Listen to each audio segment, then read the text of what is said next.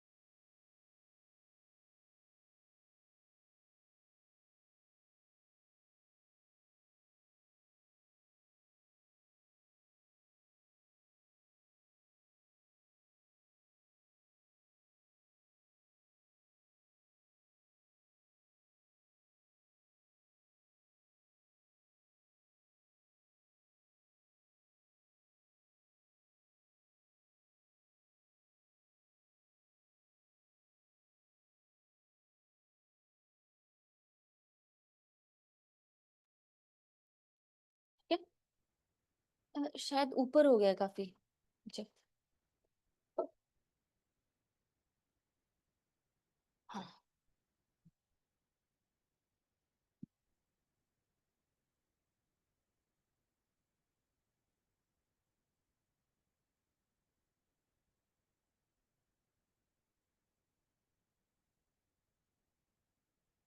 ठीक है, आवाज ठीक है? स्टार्ट करूं? नमस्कार, मेरा नाम है डॉक्टर सोनाली और आज हम एक आज का जो हमारा वेबिनार है उसका टॉपिक है मेजरली पैरालिसिस। तो हम पैरालिसिस के बारे में बात करेंगे, किन किन वजहों से पैरालिसिस होता है, कौन कौन से टाइप का होता है, क्या क्या ट्रीटमेंट ऑप्शंस हैं, उन सब के बारे में बात करेंगे। लेकिन आपके पास जो एक पेपर आपको मिला है जिसमें हम डिसीजेस लिखी हुई हैं, उसमें 4 डिसीजेस के बारे में लिखा हुआ है। एक है उसमें पोलियो, दूसरा है अल्जाइमर्स डिसीज, तीसरा है स्पाइनल कॉर्ड इंजरी, और चौथा डिसीज कौन सा लिखा है उसमें, बेल्स पाल्सी। तो हम उन सारी डिसीजेस के बारे में भी थोड़ा थोड़ा बात करेंगे कि वो होती क्या है और कैसे कैसे उनको ट्रीट किया जाता है, और कौन सी डिसीजेस जो है वो ट्रीटेबल हैं, किनको ठीक किया जा सकता है, और कौन सी डिसीज में सिर्फ मैनेजमेंट की जा सकती है। हर एक बीमारी को कुछ ऐसी कंडीशन होती है, जैसे हमने बात करी स्पाइनल कॉर्ड इंजरी की।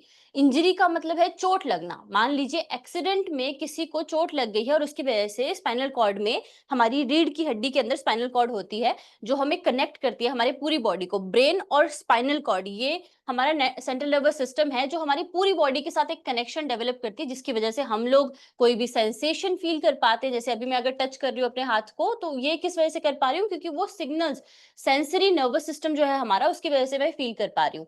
दूसरा होता है मोटर। मोटर कंट्रोल होता है जिसकी वजह से हम मूवमेंट कर पाते हैं, हम हाथ पैर को मूव कर पा रहे हैं, सर को मूव कर पा रहे हैं। जितने भी चीजें हमारे मूवमेंट के अंडर आती हैं वो हमारे मोटर जो सेंसरी इनपुट बॉडी के अंदर है, जो नर्व है, सब चीजें नर्वस सिस्टम के अंडर ही। नर्वस सिस्टम है जो ब्रेन को हमारे शरीर से कनेक्ट करता है, उनके बीच में बहुत सारे सिग्नल्स ट्रांसमिट होते रहते हैं न्यूरॉन्स के थ्रू।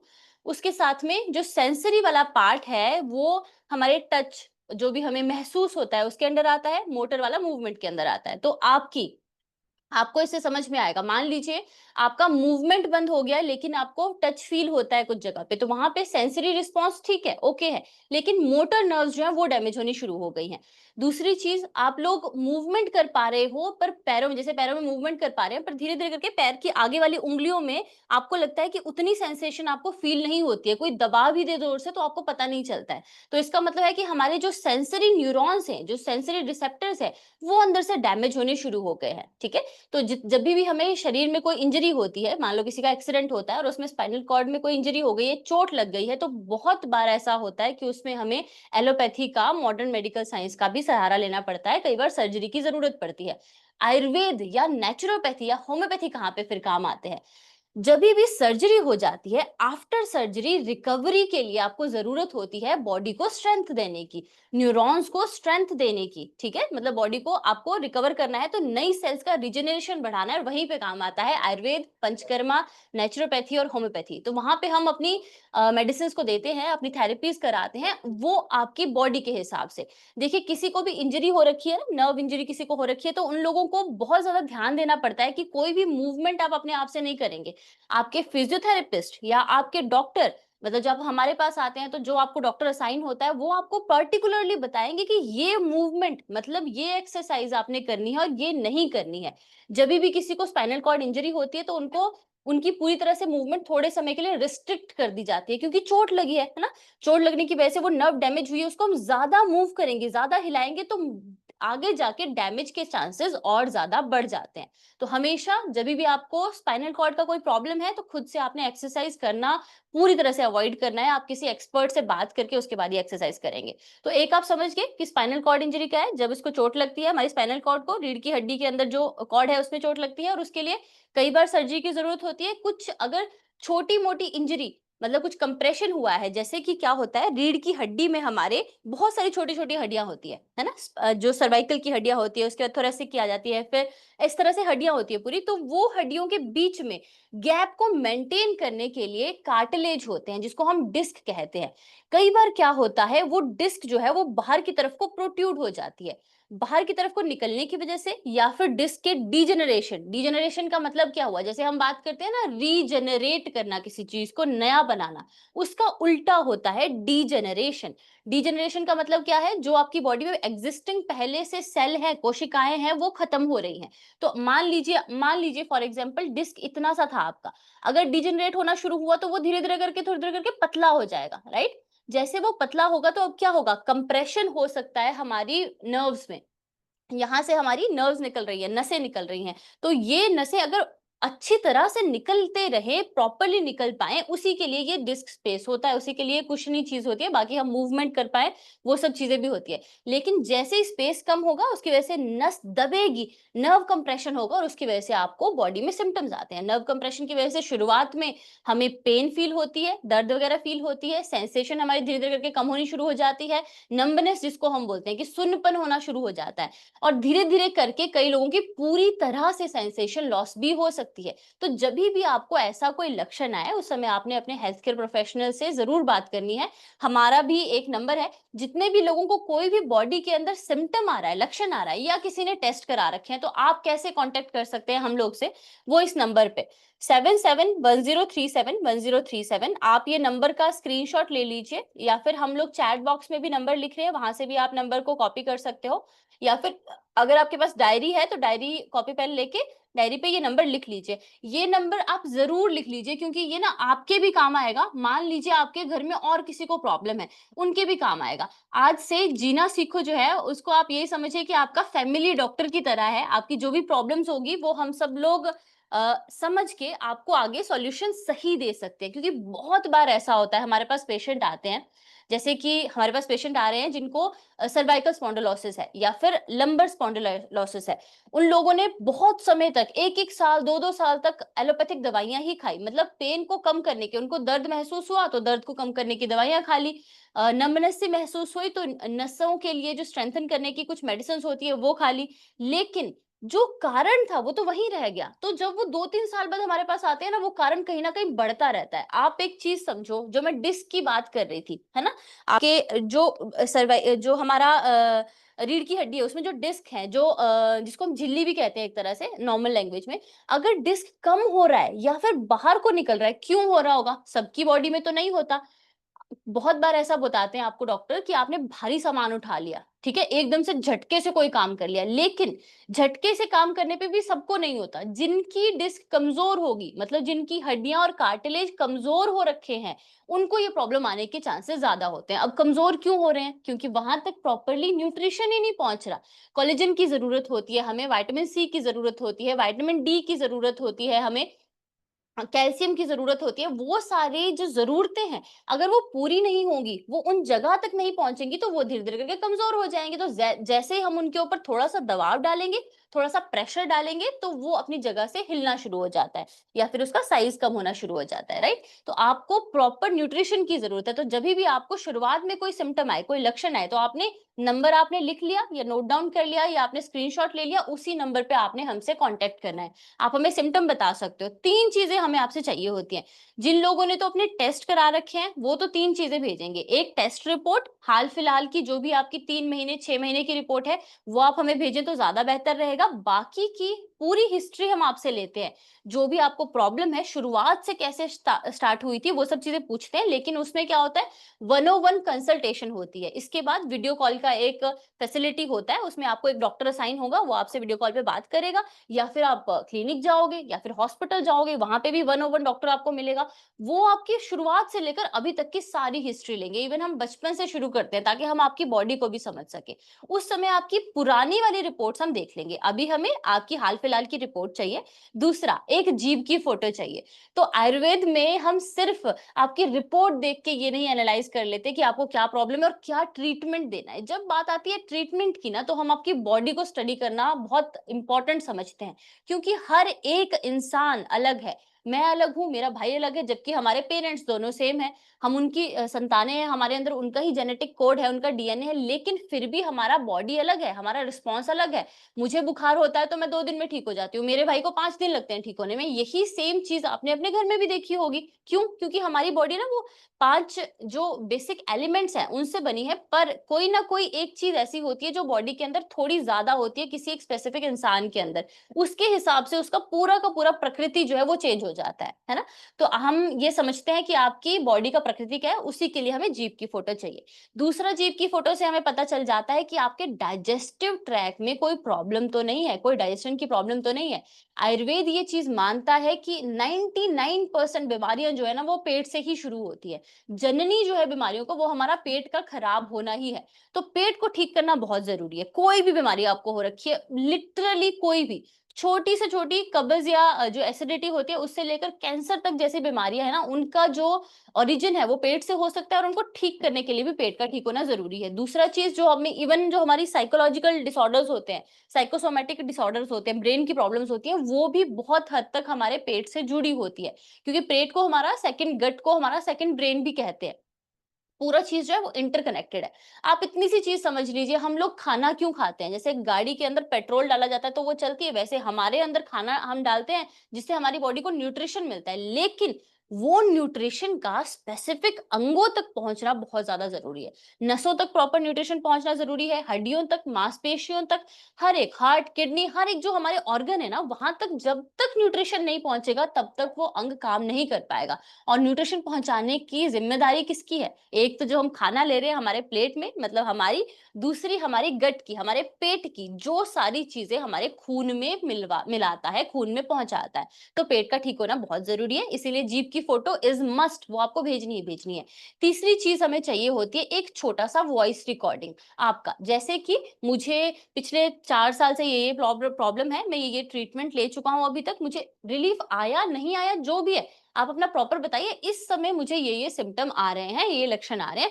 ये आप अगर छोटा-सा वॉइस रिकॉर्डिंग अपना भेज देंगे तो हमारे लिए बहुत ईज़ी हो जाएगा एक पर्टिकुलर डॉक्टर आपके लिए असाइन करना, जो आपके जो प्रॉब्लम है, उस तरह की प्रॉब्लम को डील करने के लिए एक्सपर्ट है। तो आपका और हमारा काम बहुत ज़्यादा आसान इससे हो जाता है, ठीक है? एक और चीज़, आप लोगों ने नंबर नोट डाउन कर लिया होगा, लेकिन फिर भी एक और चीज़ है कि आप अपना नंबर भी चैट बॉक्स में डाल सकते हो अपनी प्रॉब्लम के साथ में।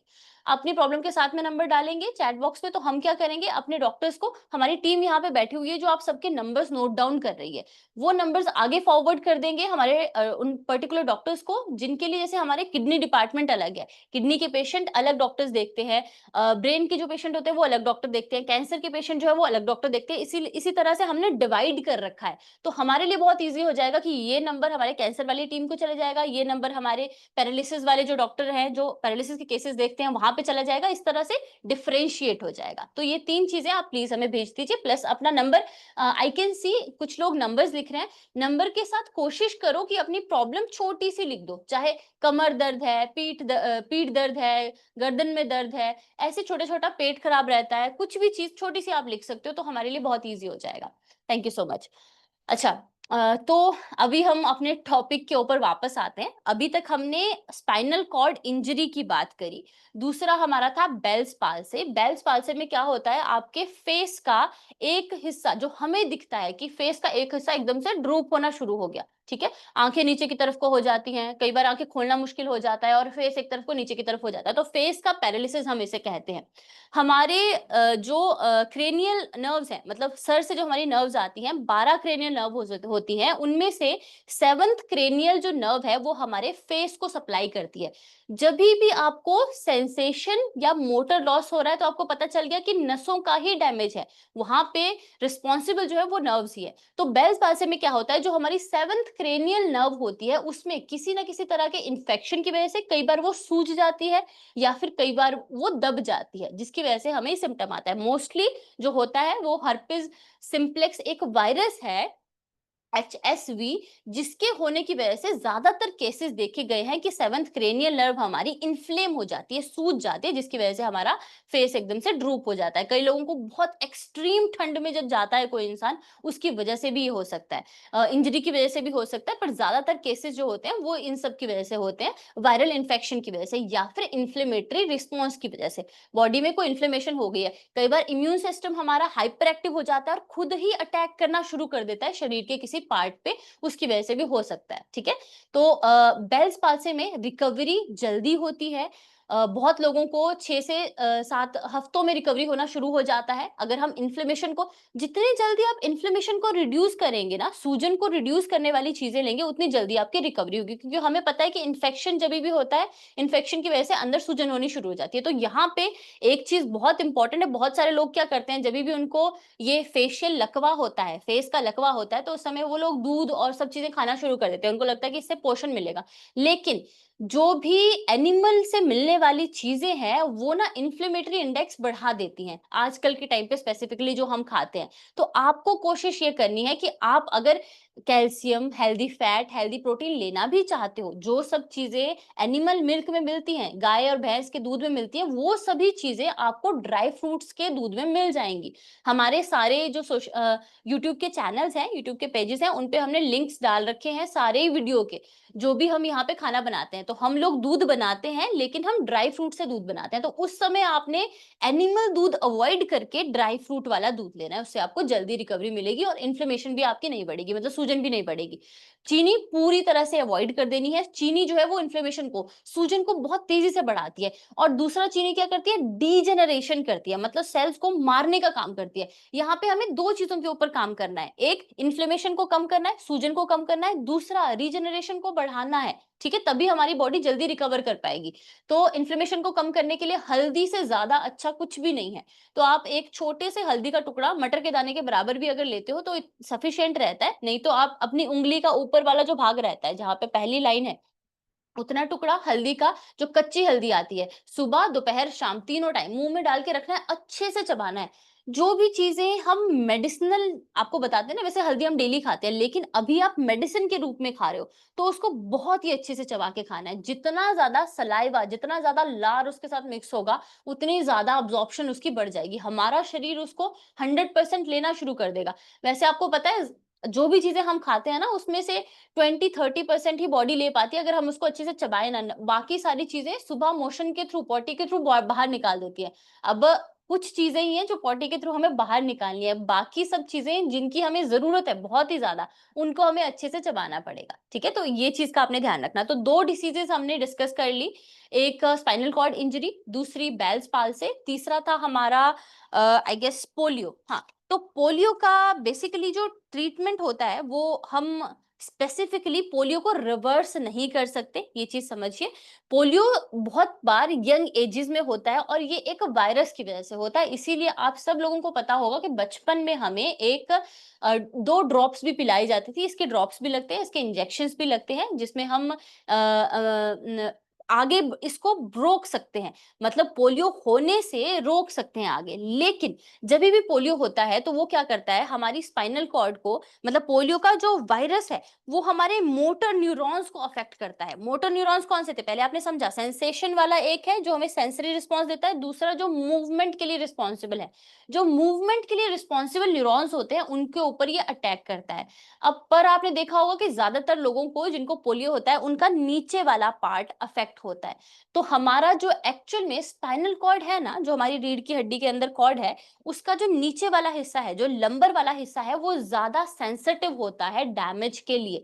इसीलिए ज़्यादातर जब किसी को पोलियो होता है, तो उनके नीचे वाला हिस्सा जो है वो अफ़ेक्ट होना शुरू हो जाता है। अब जिनको पोलियो की शुरुआत हुई है, वैसे तो केसेस बहुत ज़्यादा कम हो गए हैं, लेकिन जिनको पोलियो की अभी शुरुआत ही हुई है, वहाँ पे हम धातु पौष्टिक बहुत सारे द्रव्य दे सकते हैं, जिससे जो अ, डिसीज़ का प्रोग्रेशन होना है, जो बीमारी बहुत तेज़ी से बढ़नी है और बहुत ज़्यादा बढ़नी है, उसको हम रोक सकते हैं। तो यहाँ पे हम ट्रीटमेंट दे सकते हैं, ठीक है? इसके अलावा हम बात करने वाले थे आई गेस अल्ज़ाइमर्स की। अल्ज़ाइमर्स एक ऐसी कंडीशन है जिसमें एक इंसान धीरे-धीरे करके अपनी याददाश्त खो देता है। अल्ज़ाइमर कुछ समय से एक पैंडेमिक की तरह बढ़ गया है। इंडिया में बहुत ही ज़्यादा, हिंदुस्तान में बहुत ही ज़्यादा कॉमन हो गया है। लोगों को याददाश्त जो है ना बहुत कम एजेस में जानी शुरू हो गई है। लेकिन अल्ज़ाइमर जो है वो अलग तरह का एक कंडीशन होता है। इसमें होता क्या है, हमारे ब्रेन के अंदर जो हिप्पोकैम्पस है, जो मेमोरी सेंटर है, ब्रेन के अंदर ना सारे सेंटर्स हैं जो कंट्रोल करते हैं हमारी पूरी बॉडी को। वैसे हिप्पोकैम्पस है जो कि हमारी याददाश्त को कंट्रोल करता है। तो हिप्पोकैम्पस के अंदर क्या होता है, 2 तरह की प्रोटीन्स हैं। एक बीटा अमाइलॉइड प्रोटीन होती है, दूसरी ताऊ टैंगल होते हैं, मतलब ताऊ प्रोटीन होती है। ये दोनों डिपॉजिट होनी शुरू हो जाती है। इनके डिपोजिशन की वजह से वहां की जो न्यूरॉन है वो डैमेज होने शुरू हो जाते हैं। शुरू शुरू में क्या होता है, जब न्यूरॉन में प्रोटीन डिपॉजिट होंगी, अब न्यूरॉन जो है ना वो सेल्स हैं, इस तरह से कंबाइन होते हैं, ऐसे कंबाइन होकर एक चेन बन रही है, तो हमारी नर्व्स बन रही है। इन्हीं के बीच में सिग्नल ट्रांसमिट हो रहे हैं, एक न्यूरॉन दूसरे न्यूरॉन के बीच में सिग्नल ट्रांसमिट कर रहा है। तो वो सिग्नल हमारे चाहे ब्रेन से हाथ तक पहुंच रहा है, तो वो न्यूरॉन्स की वजह वजह से पहुंच रहा है और न्यूरोट्रांसमीटर्स की वजह से पहुंच रहा है, सिग्नल्स की वजह से पहुंच रहा है। अब इसमें क्या होगा, यहाँ पे अगर प्रोटीन जमनी शुरू हो गई, उसकी वजह से क्या होगा, सिग्नलिंग सिस्टम पहले खराब होना शुरू हो जाएगा। अल्जाइमर के पेशेंट्स को शुरू कई बार ट्रेमर्स भी होते हैं, मतलब जैसे हाथ पैर हिलना, ये भी हो जाता है। उनकी कोग्निटिव बिहेवियर मतलब जो हमारा एक इंसान के साथ, जैसे कई लोग आपको बताएंगे कि पहले उनका बिहेवियर किसी इंसान के लिए अलग था, वो अलग तरीके से बात करते थे, धीरे-धीरे करके उनका बात करने का तरीका चेंज हो गया है। मेबी इंसान बहुत जल्दी अग्रेसिव हो जाता है, उसको गुस्सा बहुत ज़्यादा आता है, या फिर वो दुखी रहता है, अकेले में रहना शुरू कर दिया है, लोगों से बात करना बंद कर दिया है। इस तरह के सिम्पटम्स आने शुरू हो जाते हैं। फिर धीरे-धीरे करके उसकी याददाश्त के ऊपर इम्पैक्ट पड़ता है। अल्ज़ाइमर्स को अगर हम अर्ली स्टेजेस में डायग्नोज कर लें, तो इसका हम अच्छा ट्रीटमेंट कर सकते हैं। इसके लिए ब्रेन की एक्सरसाइज और फिजिकल एक्सरसाइज दोनों ज़रूरी होती है। तो इतना सा तो आप लोग समझ के कि न्यूरॉन्स का बहुत इंपॉर्टेंट रोल है, न्यूरॉन्स आपस में जुड़े होते हैं।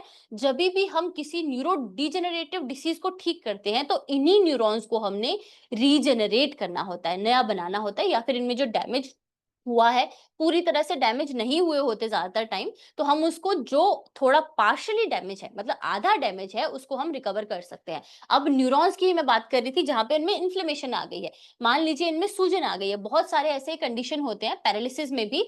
जैसे हम बात करते हैं एमएस के बारे में, मल्टीपल स्क्लेरोसिस के बारे में। मल्टीपल स्क्लेरोसिस में क्या हो रहा है कि हमारी बॉडी का ऑटो इम्यून, मतलब हमारी बॉडी का इम्यून सिस्टम जो है वो हाइपर एक्टिव हो गया है, और हमारे न्यूरॉन्स के बाहर पे एक शीट होती है, माइलिन शीट, उसके ऊपर उसने अटैक करना शुरू कर दिया, जिसकी वजह से न्यूरॉन्स जो है प्रॉपर्ली काम नहीं कर पा रहे।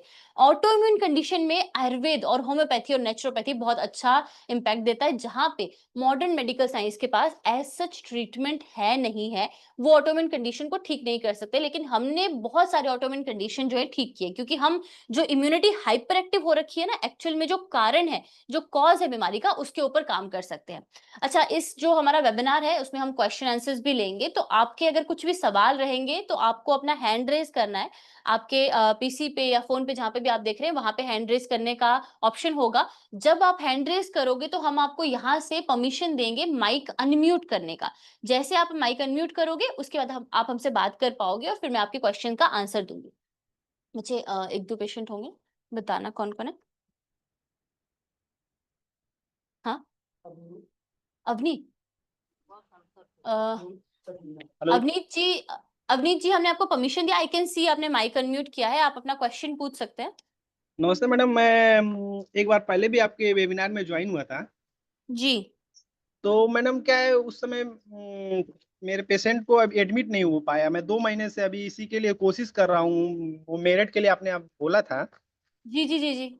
तो मैं अभी जा नहीं पाया हूँ मैडम। मेरे पॉलिसी के रिकॉर्डिंग मेरा वहाँ पे सेलेक्ट हो नहीं पा रहा है। अच्छा जी। तो ट्रीटमेंट तो करवाना पड़ेगा, अगर पॉलिसी में नहीं आ रहा है तो वैसे नहीं करवा सकते आप? नहीं नहीं मैम, मेरी फाइनेंशियल कंडीशन सही नहीं है, जिसकी वजह से मैं मेरे पास एक ही विकल्प है, बस ये पॉलिसी। मैं समझ गई, कोई बात नहीं। तो देखो, आपने वैसे वीडियो कंसल्टेशन का सारा चीज़ें हो गया क्या? जी, जी, जी, बिल्कुल हो गया है। वो एक मैडम इंश्योरेंस पॉलिसी वाली मैडम से मैंने भी बात भी की थी, लेकिन ठीक क्या है। है वो मेरी अभी पैसे के अरेंजमेंट के लिए बोले। मैंने बोला मेरे पास उतना पैसा नहीं हो पा रहा है अरेंज, इसके वजह जैसे मैं आज ज्वाइन होकर मैं अपनी बात बोलना चाह रहा था मैडम। कोई बात नहीं, आप एक काम कीजिए, आप अपना नंबर चैट बॉक्स में एक बार डाल दो। वैसे जी, इनका नंबर जैसे चैट बॉक्स में आएगा, मेरे को स्क्रीनशॉट भेज देना, ठीक है? मैं एक बार नहीं पर्सनली आपसे बात करती हूँ, जो भी आपकी प्रॉब्लम्स है एक बार मुझे बता दीजिएगा। दूसरा चीज़ क्या है, जब तक हॉस्पिटल हम नहीं आ सकते, तब तक हम जी। घर से डाइट और मेडिसिन्स कुछ शुरू कर देंगे। नहीं, नहीं, आपने जो इसके पहले वाले ज़ूम मीटिंग में आपने जो डाइट बताया था, उस हिसाब से मैं हाँ जी, पेशेंट को दे रहा हूँ ज़रूर। ठीक है, लेकिन मैं ठीक है, क्या ठीक है। सोच रहा हूँ कि पेशेंट को पंचकर्मा आपने बताया था कराने के लिए, जिसकी वजह से जी, उनके बॉडी में थोड़ा सर्कुलेशन हो जाएगा ब्लड का, तो जिसकी हाँ वजह जी। से सही हो जाते हैं। और मेरे पास क्या है, यही एक पॉलिसी का इलाज, मैं इलाज तो नहीं करा पाता मैडम, लेकिन क्या है ये, मैं उस दिन आपने देखा कि आपके पॉलिसी से भी इलाज हो सकता है, तो मैंने सोचा कि एक बार ट्राई कर लेता हूँ। अच्छा, मुझे ये बताइए आपके फादर साहब की एज कितनी है? अभी 60 चल रही है मैडम। 60 चल रही है। ठीक है। थोड़ा-सा प्रॉब्लम आता है ऐसे केस में बट डोंट वरी मैं एक बार जो हमारे टीपीए डिपार्टमेंट के हेड हैं उनसे बात कर लूँगी। जो-जो चीज़ें जी। हो सकती है वो मैं आपको क्लियरली बता दूँगी। जी, जी मैडम, मैंने कहने का मतलब ये है कि मैं उधर से आपके तरफ से कोशिश नहीं हो पा रहा है कि मैं मेरे पेशेंट को एंट्री मिल जाए, ये कहने का नहीं, मतलब नहीं, है। मैं मैं आपकी अपने बात तरफ से समझी पर देखिए हम पूरी तरह से इंश्योरेंस वाले नहीं हैं, हमारा वैसे हॉस्पिटल है। इंश्योरेंस कंपनीज़ के साथ में ना हमने टाई अप कर रखा होता है एक तरह से। जी, जी, तो तो मेरा वहाँ मैडम से जो हमें सपोर्ट मिलेगी वही हम आपको दे सकते हैं बट मैं थोड़ा-सा इस चीज़ को प्रायोरिटी पे रखूँगी, तो जी, आपको क्लियरली मैं बता दूँगी चीज़ें। नहीं, मैं कहने का आप मतलब मैडम, मैं जैसे वो सिक्योरिटी अमाउंट जमा कराने के लिए बोल रहे थे, अच्छा, तो मैंने बोला कि सर मेरे पास उतना नहीं हो पा, मैं कम करीबन-करीबन 10-15 हज़ार की व्यवस्था कर पाऊँगा सिक्योरिटी अमाउंट। उसके बाद जो पॉलिसी में अगर मिलेगा 25% कवर है आयुर्वेद में, तो उसके हाँ बाद जी, मेरा हाँ जी। 5 लाख का बीमा है, उसमें अगर हाँ जो जी। होगा तो उसके बाद आप काट लीजिएगा। तो उन्होंने बोला कि नहीं-नहीं 30-35 हज़ार जमा करना पड़ेगा। अब उसके बाद क्या-क्या बताने लगी ये 5 हज़ार इंश्योरेंस वो। के लिए बोल रहे हैं ना वो? जी मैडम। हेल्थ इंश्योरेंस की बात कर रहे हैं? जी, जी मैडम। हाँ, मैं समझ गई। मैं वही आपको बोल रही हूँ कि जो हेल्थ इंश्योरेंस होता है ना, वो हमारे यहाँ से नहीं होता है। वो हमने टाई अप कर रखा है। हम हेल्थ इंश्योरेंस कंपनी नहीं है, पर हमने कुछ कंपनीज़ के साथ में ना टाई अप कर रखा होता है। नहीं हम मैडम, सिर्फ हॉस्पिटल ही हैं। बट जी, जी आप मैडम, टेंशन मत लो, जो भी बेस्ट होगा मैं बोलूँ ना टीपीए हुँ, डिपार्टमेंट के हुँ। जो हेड है, मैं उनसे एक बार बात कर लूँगी, आपका पूरा हाँ। केस समझा दूँगी। आपके लिए जो बेस्ट रहेगा, जिसमें आपको फाइनेंशियल बर्डन ज़्यादा ना आए, वही आपको बताएँगे। बर्डन ठीक का है? मतलब ये है मैडम कि मैं नहीं चाहता हूँ कि मेरा कैशलेस हो जाए। कैश मैं चाहता हूँ मेरा कैशलेस हो जाए तो बेस्ट रहता है, क्योंकि मेरी कंडीशन मैं सही नहीं है समझ कि रही मैं हूँ सर। पिताजी का इलाज करा पाऊँ। मैं आपकी बात समझ रही हूँ बट आपके ज़रिए मैं और लोगों को भी ये चीज़ बता देती हूँ कि आपने जो ऐज बताई है 60 साल उम्र और पहले से कोई बीमारी का हिस्ट्री जब होता है तो बहुत मुश्किल हो जाता है। इंश्योरेंस कंपनी ऐसे लोगों की रिस्पॉन्सिबिलिटी लेने से पीछे हटती है। इसीलिए आपने करवा रखा है अपना हेल्थ इंश्योरेंस? जी, पिताजी का है मतलब ना?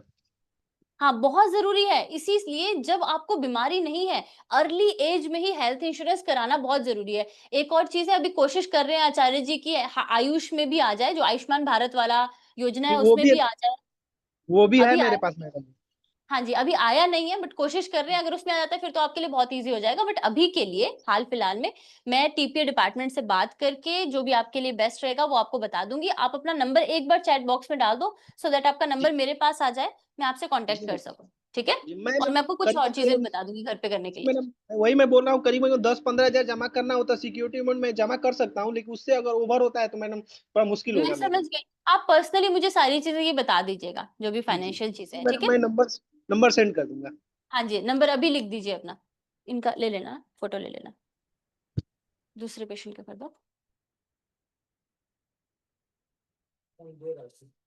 संजय राठी जी, हमने आपको परमिशन दिया है माइक अनम्यूट करने का। आप माइक अनम्यूट करके हमसे बात कर सकते हैं। नमस्कार प्लास्टिसिटी मैडम। हाँ। संजय जी आपको परमिशन दिया है माइक अनम्यूट करने का, 2 लोग को दिया ना आपने? और किसको? हाँ, मैंने कर दिया मैम, किसी और आवाज को? आ रहा है? देखिए आपको जब हम माइक अनम्यूट करने का परमिशन देंगे, जब आपका नाम लिया जाएगा तो आपको यहाँ से परमिशन मिलेगी। पहले आपके पास परमिशन नहीं थी, आपको खुद से अनम्यूट करना पड़ेगा तब जाके आपकी आवाज़ हम तक पहुँचेगी, नहीं तो आवाज़ नहीं पहुँच पाएगी और हम बात नहीं कर पाएँगे। अभी आवाज आ रहा है मैम? संजय हाँ जी, राठी हाँ बोल जी। रहा हूँ। बिल्कुल, बिल्कुल संजय जी आवाज़ आ रहा हाँ, है, बताइए। हाँ, नमस्कार मैम। नमस्कार जी। मैम, मेरा क्वेश्चन ये है, हुँ, हुँ। पहले तो मैं आपको एक इशू बता दूं। मेरा बेटा जी, है, अभी ये 28 साल का है ठीक और है, इसको जो है 2022 में ब्रेन स्ट्रोक हुआ था 6 ऑफ अगस्त। ठीक है। फिर he has gone under the surgery in max hospital Gurgaon. Okay, ठीक है, तो जो भी ब्रेन स्ट्रोक या ब्रेन हेमरेज बोले तो उसमें अराउंड 200 ml ब्लड जो है उसको वहां से डिकेंट किया गया। ठीक है। ठीक है ma'am. But as a result he got the paralysis on his left side body, okay, got it. But his speech and memory are very well, ठीक है। But left hand and left leg got paralysed. Okay. Okay, तो अभी क्या है कि left side का जो पैर है उसका जो फिंगर है या टो है उसमें तो मतलब वो है मोमेंट अच्छा है। ठीक है। मतलब वो उसमें अगर वो मतलब उसको हिलाना चाहे तो हिल जाता है, लेकिन हाथ के मामले में क्या है, अभी लगभग 2.5 पौने 3 साल हो गया है। तो ठीक है। हाथ के मामले में अभी जो है ये क्या बोलते हैं, स्टिफनेस ओके। स्टिफनेस है, लेकिन वो around 50 more than 50% that is opening. Okay, लेकिन बहुत अच्छी लेकिन बात। फाइन, हम्म, हाँ फाइन ट्यूनिंग अभी बचा हुआ है। और ठीक है। हमने पहले एलोपैथिक में गए जब सडनली इसको हुआ, because at that hmm. Time he was in Gurgaon. तो बिल्कुल ठीक है। फिर वहाँ पे उसका लगभग 15 दिन ट्रीटमेंट रहा, उसके बाद वो रिलीज हो गए। और फिर जो भी हम्म। कंसिक्वेंसेस जो भी थे ट्रीटमेंट के वो चलते रहे, बीच में हमने आयुर्वेदिक भी ट्राई किया। और now we are physiotherapy trying, भी करवाया होगा आपने? Physiotherapy is continue till then. ठीक है। ओके। दैट इज हाँ, about 80 to 85% as we feel he hmm. Has recovered. Okay, great. But we need fine tuning. Is it possible for him in his case?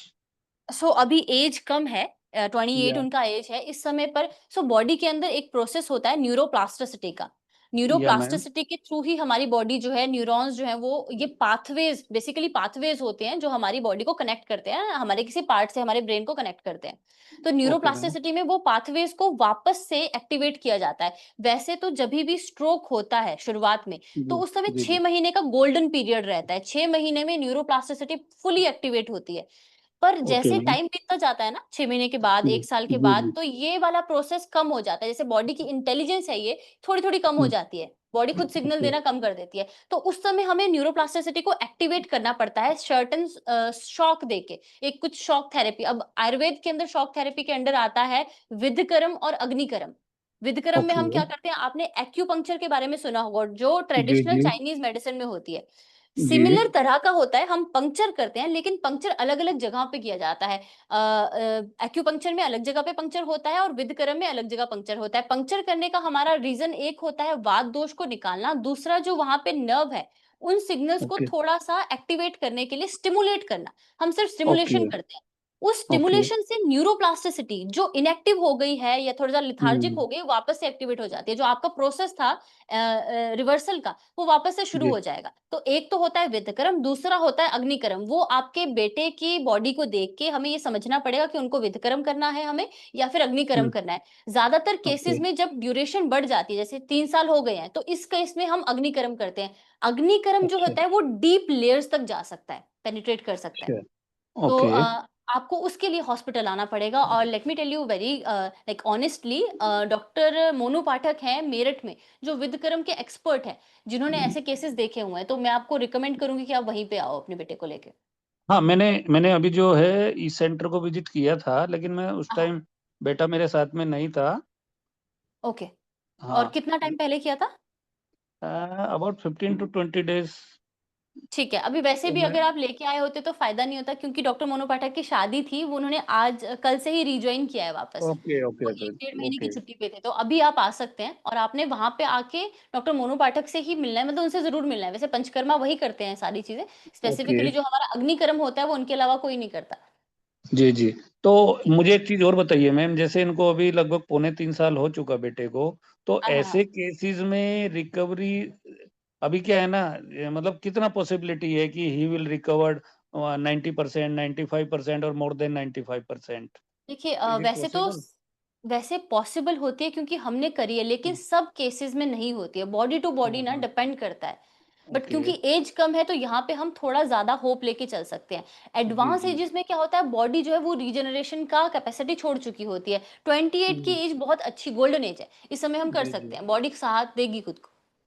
तो इसमें कोई time duration वगैरह कुछ tentative आपको अपने एक्सपीरियंस के जब बेस पे थेरेपीज़ हम शुरू करेंगे ना तब हमें पता चलता है। हम भी बॉडी को स्टडी करते हैं सर। जब हमारे पास ओके, अभी तो हम एक ऑनलाइन बात कर रहे हैं ना, मैं आपको देख पा रही हूँ, जी, ना ये आपके बच्चे से मेरी जी, मुलाकात हुई है। लेकिन जब जैसे ही डॉक्टर उनको हुँ, सामने से मिलेंगे, हम थोड़ा-सा नाड़ी हुँ, परीक्षण और जीवा परीक्षण करेंगे, आधी चीज़ें तो हमें वहीं पे पता चल जाती है। क्योंकि हमें ओके, बॉडी टाइप पता चल जाता है। जैसे वातज ओके, जो लोग हैं, उनकी टेंडेंसी होती है वो जल्दी रिकवर नहीं करते। स्पेशली जो हुँ, हुँ, न्यूरो की प्रॉब्लम्स होती है, क्योंकि वात जो है वो वैसे ही बॉडी को डिजेनरेट कर रहा होता है अंदर से। है ना? जी, जी, जैसे बुढ़ापे में हमारा वात बढ़ता है, वैसे ही जिन लोगों का वात ज़्यादा हो, उन लोगों को जल्दी बुढ़ापा आना शुरू हो जाता है। तो हमें ये देखना है कि पित्तज प्रकृति है, वातज है, कफज है। अगर हुँ, कफज होगी हुँ, तो रीजनरेशन के चांसेस ज़्यादा होते हैं। ओके। तो वो भी सब चीज़ें देख के पता चलेगी। आप एक बार कफ हॉस्पिटल कफ लेके तो आइए। मतलब ऐसा ऐसा भी है क्या डॉक्टर साहब, जैसे मान लो किसी को सर्दी जुकाम जल्दी होता है, उसका कफ नेचर होता है क्या? हाँ, बिल्कुल हो सकता है। तो जो हाँ, जिन लोगों का हाँ, कफ़ज नेचर होता है, उनको थोड़ी कफ़ज चीज़ों से भी दूर रहना पड़ता है। जैसे खाने के अंदर बहुत हुँ, सारी चीज़ें होती हैं, कई वातज हुँ, कई चीज़ों से वात बढ़ता है, कई चीज़ों से पित्त बढ़ता है, कई चीज़ों से कफ़ बढ़ता है। तो आपको अपनी प्रकृति देख के हर एक जी, इंसान जी। को एक हाँ, आयुर्वेदिक वैद्य के पास जाके अपनी प्रकृति ज़रूर चेक करा लेनी चाहिए। उसको पता चल जाएगा कि जी, कौन-सी चीज़ें खाने से मेरी हुँ, बॉडी जो है वो सही रहेगी, मेरे को बीमारियाँ नहीं होंगी। जी, जी, जी। जी, तो अच्छा, तो अभी आप जो है उनसे ना उसका मैं आपको रूटीन बता देता हूँ। हाँ जी। जस्ट अ मिनट, ये मैं सब थोड़ा ही टाइम नहीं, लूँगा आपका। ये सब बातें हम लोग वीडियो कंसल्टेशन के हाँ, थ्रू करेंगे। आप एक बार चैट बॉक्स में अपना नंबर डाल लीजिए। हम आपकी वीडियो कंसल्टेशन अलाइन करा देते हैं, उसमें सारी रिपोर्ट्स भी देख लेंगे और आपका रूटीन समझ के और हिस्ट्री देख के कुछ चीज़ें हम आपको आज से ही बता देंगे, जो आपने डाइट जी, फ़ॉलो करनी है या कुछ मेडिसिन्स है जो हम ले सकते हैं। उसके बाद जी, जी, हॉस्पिटल का विज़िट हो जाएगा जी, आपका जी, कन्फर्म, हॉस्पिटल विज़िट के बाद थोड़ा और आपको समझ में आएगी बॉडी। फिर ट्रीटमेंट के बाद जैसे हम 3 दिन का ओके, ट्रीटमेंट देते हैं, 4 दिन का देते हैं, तो बॉडी किस तरह से रिस्पॉन्स कर रही है, तभी भी हमें कुछ चीज़ें समझ में आती हैं। तो ये एक स्लो प्रोसेस है, धीरे-धीरे जी, करके जी, हमें बॉडी का पता चलेगा, ठीक है? आप चैट बॉक्स में अपना नंबर डाल लीजिए, हम आपका नंबर नोट डाउन कर लेते हैं और आपके लिए एक डॉक्टर ठीक भी है साइन मैम, कर ठीक लेते हैं, ओके? है, ठीक है जी। Thank you so much. ठीक है मैम, नमस्कार। ओके, ठीक है मैम, ठीक है। ओके जी, ठीक है। बाय-बाय जी। नेक्स्ट पेशेंट को कर दो। कौन है? चित्रा जी, हमने आपको परमिशन दिया है माइक अनम्यूट करने का। आप माइक अनम्यूट कर सकते हैं और हमसे बात कर सकते हैं। आप सभी को मैं बता दूँ कि जिनके भी हम नाम लेते हैं, आपको खुद से माइक अनम्यूट करना पड़ेगा, तभी आपकी आवाज़ हम तक पहुँचेगी। Hello madam. किसी और को दे हेलो दूँ? स्लो चल रहा है क्या? डॉक्टर। हेलो, आवाज आ हेलो, रही है? हाँ जी, नमस्कार मैडम। Hello ma'am. मैम, हाँ जी, मैं बताइए। ये जानना चाहती हूँ, जैसे इंश्योरेंस का मेरे को बता रहे थे। मैं हुँ, हुँ, हुँ। पहले भी कॉल ट्राई की थी बट बात नहीं हो पाई थी मेरी आपके ठीक यहाँ है। पे। तो इंश्योरेंस में जो आयुष का दिया होता है आजकल जो चल रहा है, हर एक में आयुष इंक्लूड है। दैट मीन्स जी। वो आपके यहाँ पे एप्लीकेबल होगा? हाँ जी, बिल्कुल। बिकॉज़ आयुष के मेरे अंडर अगर अगर हाँ, आपके मेरे पॉलिसी एक में क्वेश्चन और है, मैं बोलिए। आप हुँ, बता देती हूँ, फिर आप इकट्ठा बता बोलिए, देना बोलिए, मुझे। बोलिए। हुँ, तो उसमें क्या है ना, जैसे 2 नेशनल का हमने लिया हुआ है, मदर की एज है 67, ठीक है? उसमें ठीक 2 है, लाख का था, वो कंटिन्यू पहले से ही चल रहा था। हमने उनसे बढ़वाने के लिए कहा, उन्होंने साफ ठीक है। मना कर दिया कि नहीं बढ़ सकता, या तो ये टूट हुँ, जाएगी या फिर नहीं लेनी पड़ेगी। तो हमने किसी प्राइवेट कंपनी से बात करी, तो उन्होंने जी। हमें ऑफर दिए कि हुँ, 8-10 लाख के एक्स्ट्रा दूसरी पॉलिसी वो बनवा देंगे, इफ़को की या किसी और की, या ठीक पाक है। की। तो उसमें हुँ, हुँ। क्या होगा, वो अगर ये 2 लाख का तो आपका नेशनल का जो चल रहा है वो चलता रहेगा, प्लस वो जी, एडिशनल हो जाएगा। तो उसमें भी आयुष दिया हुआ है और नेशनल में भी आयुष है। तो अब ये ठीक है। दोनों अगर कंटिन्यू हो जाती हैं, तो क्या अगर उनको हम चेकअप कराएँ तो ये दोनों का बेनिफिट्स मिल जाएगा? मैम ये एक्चुअली क्या है, इसके लिए हमारे स्पेसिफिकली टीपीए डिपार्टमेंट के डॉक्टर्स होते हैं, जो आपको बता ओके, पाएँगे। आप एक बार चैट बॉक्स में अपना नंबर डालो, मैं डायरेक्टली आपको यहाँ से नंबर लेके टीपीए डिपार्टमेंट के डॉक्टर हैं, या तो उनको उनका नंबर आपको फॉरवर्ड कर दूँगी या उनको आपका नंबर फॉरवर्ड कर दूँगी। डायरेक्टली आपसे ठीक बात है। करके सारी चीज़ें क्लियर कर देंगे, एक ठीक है? तो ये क्वेश्चन हो गया, ठीक है। And ji. सेकंडली जैसे महीने के बताते हैं, हर मंथ लास्ट के 3 डेज़ आप लोगों का ओपीडी रहता है मेरठ में, राइट? हाँ जी। नहीं, नहीं, नहीं, व्हिच नहीं, इज़ फ्री। लास्ट के 3 डेज़ नहीं रहता, महीने में कोई स्पेसिफिक डेट्स होती हैं, वैसे तो 20 के बाद की होती हैं, जब हमारा ओपीडी नहीं, वो 3 डेज़ डिज़ीज़ रिवर्सल कैंप होता है, जिसमें आचार्य जी और डॉक्टर बीआरसी आते हैं, जिसमें हाँ। पंचकर्मा के साथ-साथ में ट्रेनिंग प्रोग्राम्स भी होते हैं, 3 सेशन होते हैं डेली के। एक्चुअली ये वाला ही हम लेना चाहते हैं कि ठीक क्योंकि है। उसमें बताया था, क्योंकि डॉक्टर बीआरसी भी मिल जाएँगे ना, वो एक्चुअली हाँ जी, बिल्कुल, उनसे हम बिल्कुल, पहले बिल्कुल, बिल्कुल। मिले हुए हैं, वो ठीक है। जानते भी हैं। तो हम चाह रहे थे कि ये वाले में आएँ, तो अभी कमिंग मतलब इस मंथ में और नेक्स्ट मंथ में क्या-क्या डेट्स हैं, एक तो वो प्लीज़ जब जो फाइनलाइज़ हो आप वो प्रोवाइड करा बिल्कुल। दीजिए। हाँ मैं जी, आपको आप नंबर अपना दे नंबर दूंगी। चैट बॉक्स में, हाँ, अपना नंबर हाँ, चैट बॉक्स में डाल एंड दो। इस सेकेंडली चीज़ को मैं बताऊँगी। मुझे ना बोलिए। बैक पेन रहता है और मेरी आईज बहुत वीक हो गई हैं पहले से, हालांकि मैंने स्पेक्स यूज करना शुरू कर दिया है, पर ठीक है। आंखों में दर्द रहता है, आईज में हुँ, हुँ। पानी निकलता रहता है। मैंने जो मनीष आचार्य जी की मैं वीडियो देखती रहती हूँ, जो उन्होंने जी, बताया हुआ है आईज को कैसे कैसे एक्सरसाइज करना है, वो कंटिन्यू की भी है, बट बीच में मेरी मिस हो जाती है कई बार। कंटिन्यू ठीक है, की भी है, बट मेरे को उतना रिलीफ मिल नहीं पाया है जितना मतलब ठीक है। होना चाहिए। और मैं मेरा समझ बैक का पेन है, बैक पेन मुझे समझ नहीं आ रहा है किस वजह से है। तो उसके लिए आपकी क्या मुझे एज पहले कितनी है? अल्ट्रासाउंड कराना चाहिए? 40। अ, अल्ट्रासाउंड बैक पेन के लिए नहीं मैम, अगर आपको बैक पेन है तो उसके लिए या तो हम एक्स-रे कराते हैं, एमआरआई कराते हैं। मतलब लोअर बैक है, हाँ, लोअर एग्जैक्टली बैक, बैक नहीं है, लम्बैगो। लोअर बैक है। हाँ, मैं समझ गई, लम्बैगो है मतलब लोअर बैक पेन है, तो यहाँ पे जो प्रॉब्लम होती है वो मोस्टली, या तो देखो नॉर्मल पेन है तो वो मसल्स की वज़ह से हो सकती है, मसल स्टिफनेस हम्म की वज़ह से हो सकती है। एक होती है जिसमें क्योंकि पीछे से हमारी नर्व्स निकल रही हैं, नसें निकल रही हैं आपकी रीढ़ की हड्डी में से, तो वहाँ पे देखना पड़ता है हमें कि हड्डी में या डिस्क में कोई कंप्रेशन तो नहीं है, या फिर वहाँ से कोई डिस्क बल्ज तो नहीं हो रखी है, उसके भी साइन और सिम्पटम अलग होते हैं। तो अभी जब तक आप पूरे साइन और सिम्पटम नहीं बता देते, जैसे कि मान लो अगर नर्व नर्व ओरिएंटेड पेन है तो उसमें एक जगह से दूसरी जगह रेडिएट होती है ज़्यादातर, जैसे कमर से लेकर पैर तक चलेगी कभी, या फिर करंट की तरह लगती है एकदम से। तो नहीं, मुझे पेन पैर का, तक तो नहीं जाती है, और ठीक यहीं है, पे ही रहता है, और ये मेरे को काफी लंबे टाइम से हो रहा है। लाइक ठीक मेरा है, मन करता है कि मैं मोड़ के रखूं। कभी ठीक है। कभी तो नॉर्मल रहता है बिल्कुल, लेकिन हाँ, कभी हाँ, कभी बहुत ज्यादा होता है, मतलब लेटने में भी प्रॉब्लम होती है, खड़ा भी नहीं हुआ जाता, मतलब 15-20 मिनट आधे घंटे से ज्यादा मैं खड़ा नहीं हो जाता, मेरे दर्द शुरू हो जाता है। और समझ गई समझ नहीं मसल आ रहा, मुझे स्टिफनेस। कोई चोट भी नहीं लगी है, कुछ हुआ भी नहीं है, हाँ, मुझे कोई समझ चोट नहीं नहीं आ रहा है लगी क्योंकि प्रॉब्लम यहाँ क्यों है। पे चोट नहीं लगी है, इसीलिए नर्व यहाँ पे इन्वॉल्व नहीं है, आपको सिर्फ मस्कुलर पेन हो रहा है। एक मैं आपको घर पे होम रेमेडीज़ 2-3 बता देती हूँ, वैसे आपको पंचकर्मा करवाना पड़ेगा अपना। आपने तो ओके। हेल्थ इंश्योरेंस करवा ही रखा होगा अगर आप मदर का करवा हाँ, रहे हैं, कराया तो हुआ एक है, बार कराया हाँ, हुआ है। प्रॉपर पंचकर्मा की आपको ज़रूरत है। आँखों के लिए जब आप हमारे हॉस्पिटल में आएँगे, वहाँ पे तो आँखों के लिए स्पेशल थेरेपीज़ होती हैं। अभी घर के लिए एक आई वॉश कप आता है, आप ओके। ऑनलाइन मंगवा सकते हो, सिलिकॉन का भी ओके। मिल जाता है, तो दोनों आँखों के लिए आपको सेपरेट आई वॉश कप मिल जाएगा। रात को आपने क्या करना है, त्रिफला 1 चम्मच पानी के अंदर भिगो के रख लेना है।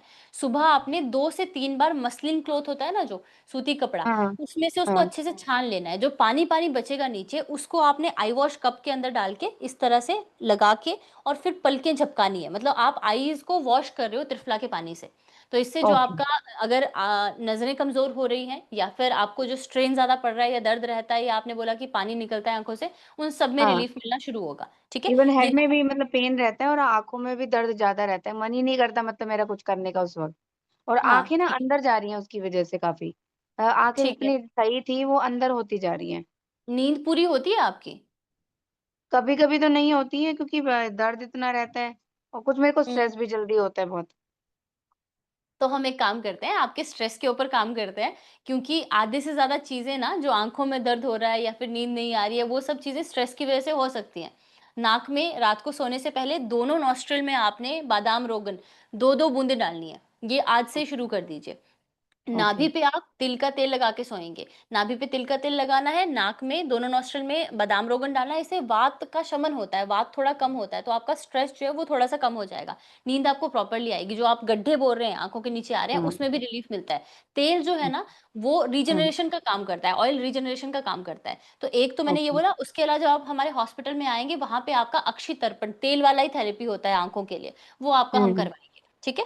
ठीक दूसरी है। चीज़ बैक पेन के लिए आपको हम्म। देखो, या तो कहीं हॉस्पिटल में हमारे आना पड़ेगा, आप जल्दी भी आ सकते हो, जैसे हम आपके थोड़ी-सी पोटली मसाज या कुछ चीज़ें कर लें, रिलीफ मिल हम्म। जाएगा उससे। अभी के लिए घर पे आपको ड्राइड जिंजर पता है? सौंठ जो होती है, हाँ हाँ, आई नो। तो आपने मार्केट से सौंठ ले आना, सौंठ का पेस्ट, सौंठ को पानी के अंदर मिला के, थोड़ा-सा ल्यूकवार्म वाटर होना चाहिए, पानी के अंदर ओके। मिला के हल्का-सा आधा चम्मच एरंड का तेल उसमें डालना है। ये आपका अच्छा-सा ओके। पेस्ट बन जाएगा, वो आपने कमर में जहाँ पे आपको दर्द होता है, लोअर बैक में जहाँ हम्म। पेन होता है लंबे को, वहाँ पे हम्म। आपने अप्लाई करके छोड़ देना है। उसके बाद आप ओके। थोड़ी-थोड़ी स्ट्रेचिंग करोगे।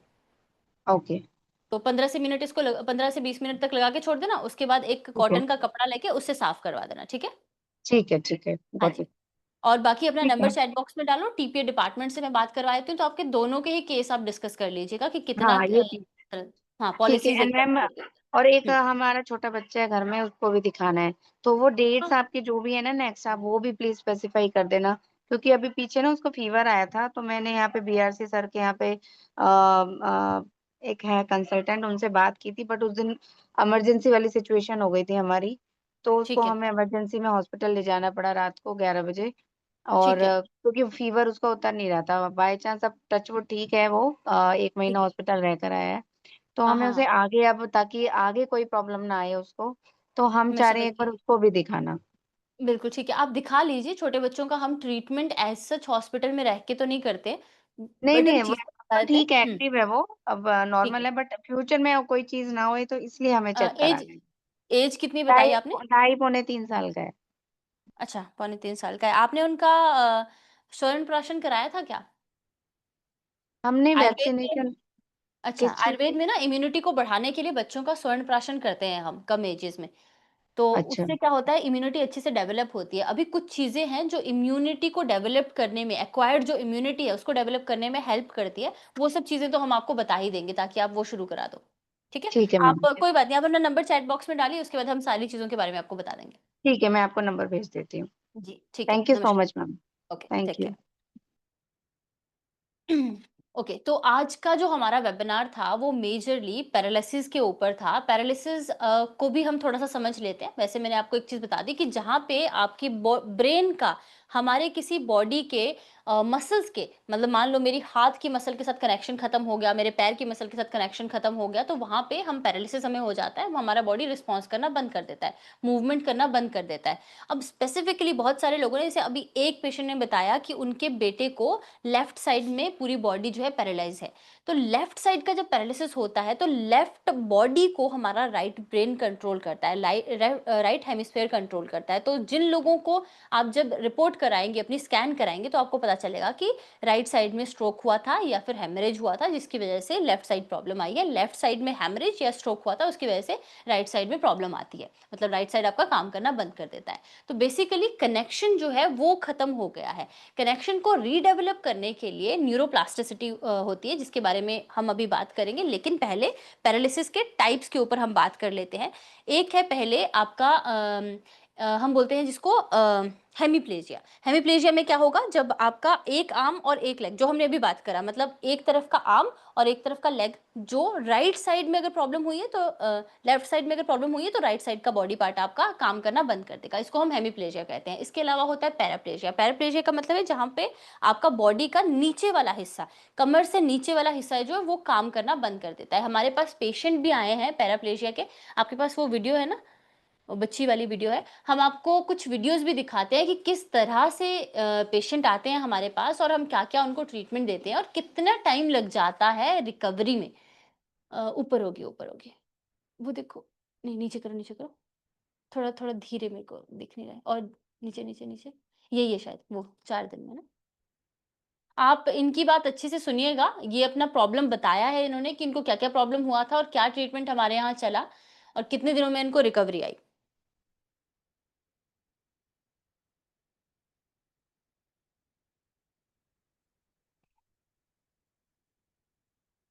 और यहाँ पे आने के बाद आज मेरा 4वां दिन है, मैं आज 4th डे है मेरा, मैं आज चल रही हूँ।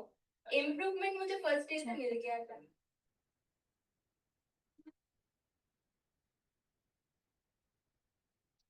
नमस्कार, मैं हूं स्मित आजाद और इसमें मौजूद हूं मैं हिम्स मेरठ में। मेरे साथ एक बच्ची है और एक स्पेशल केस है। इनका ये जो एक्सपीरियंस शेयर कर रहा हूं आपके साथ, ये बहुत सारे लोगों के लिए वरदान हो सकता है। मैं शुभाशिता घोष हूँ, मैं कोलकाता से बिलोंग करती हूँ और मैं 18 इयर्स की हूँ। ठीक, तो अभी आप हिम्स में आए हुए हैं, यहाँ आपका ट्रीटमेंट चल रहा है। जानना चाहता हूँ क्या कुछ प्रॉब्लम थी आपको जो यहाँ पर आपको आना पड़ा?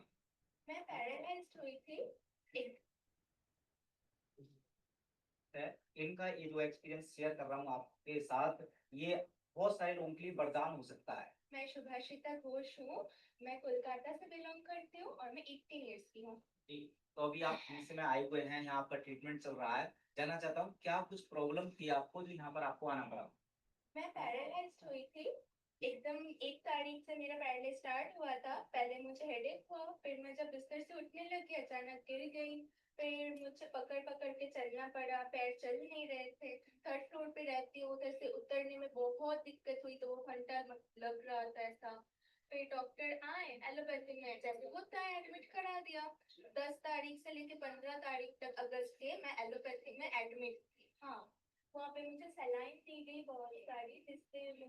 बहुत दर्द हो रहा था, बहुत ज़्यादा पेनफुल था। और ऊपर से वो लोग पकड़ भी नहीं पाए कि मुझे क्या हुआ, कैसे हुआ। और वो उनकी दवा भी इतनी स्ट्रॉन्ग थी जिससे मैं भूलने लग गई थी सब कुछ याद नहीं रह रहा था मुझे। मेरे बड़े नानू, छोटे नानू डीआरसी बहुत देखते हैं, तो उन्होंने बोला कि चलो एक बार ये भी आजमाते हैं, देखते हैं। तो घर पे हमने डीआईपी डाइट स्टार्ट किया, 0 वोल्ट का बेडशीट भी मंगवाया, सब कुछ किया। तो मेरा गले से पैर तक पूरा पैरालाइज था, बट वो सब फॉलो करने के 1 मंथ बाद मेरे हाथ चलने लगे। फिर मैंने देखा कि इतना कुछ हो रहा, फिर नानू, बड़े नानू, छोटे नानू वो लोग बोले कि चलो एक बार वहीं पे देखते हैं, बात करते हैं, जा सके तो उन्होंने इनके साथ कांटेक्ट किया, इन्होंने बुलाया हमें यहाँ पे। तो हम आए और यहाँ पे आने के बाद आज मेरा 4वां दिन है, मैं आज 4th डे है मेरा, मैं आज चल रही हूँ। इम्प्रूवमेंट मुझे फर्स्ट डे से मिल गया था, मैं व्हील चेयर पे आई थी यहाँ पे, और आज 4 दिन है मैं यहाँ पे चल रही हूँ। अच्छा, मतलब चौथे दिन में ही आप चलने लग गए हैं।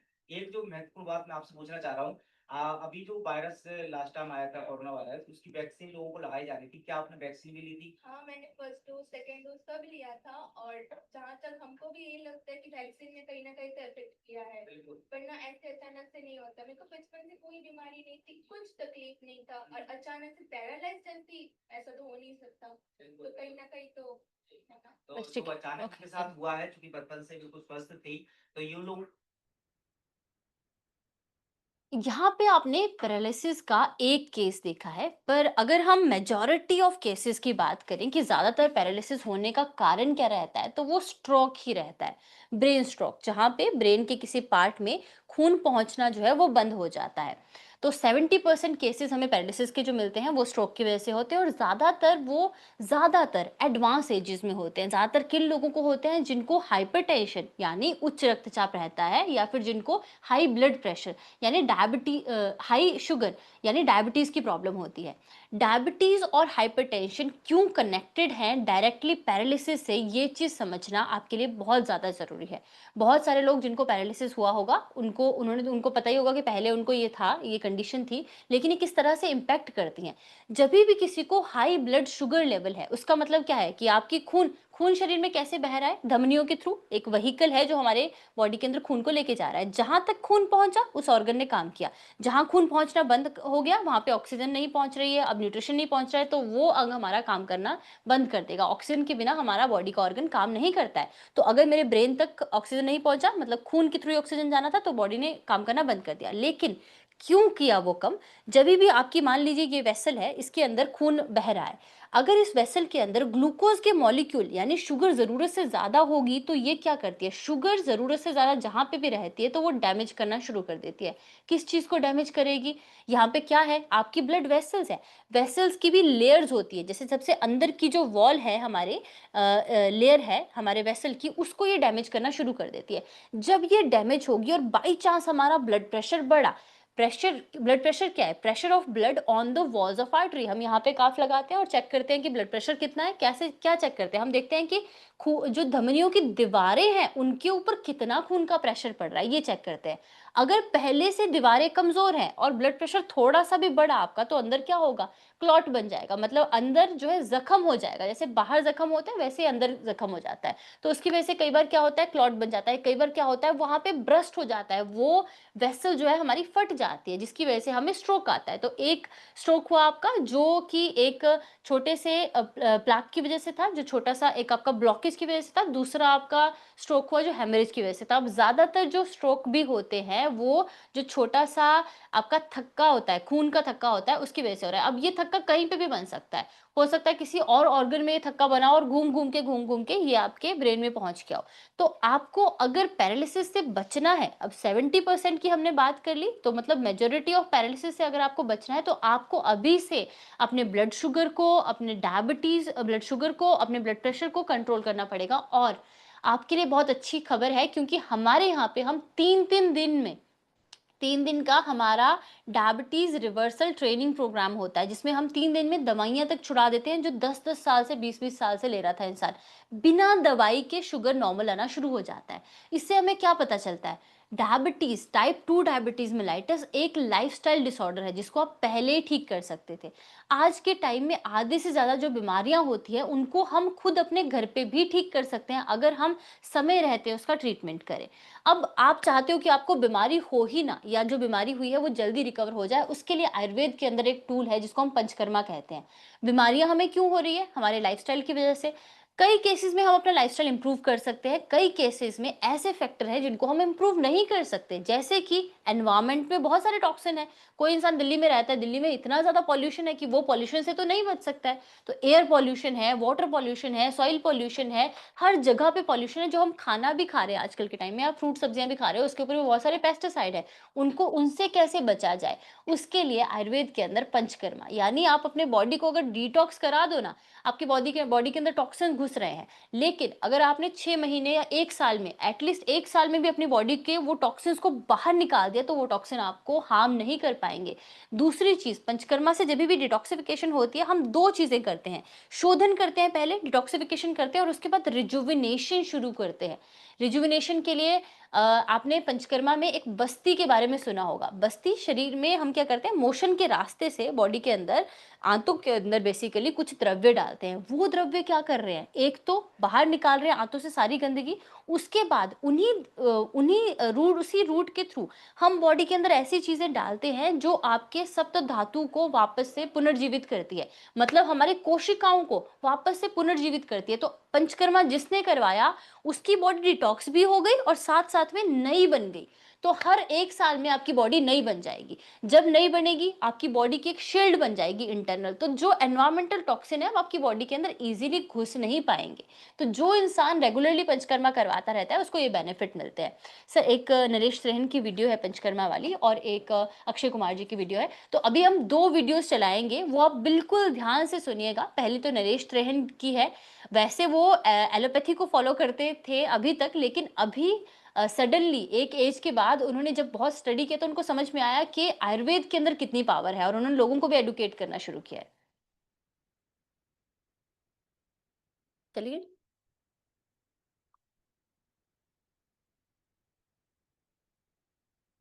नेट नहीं चल रहा क्या?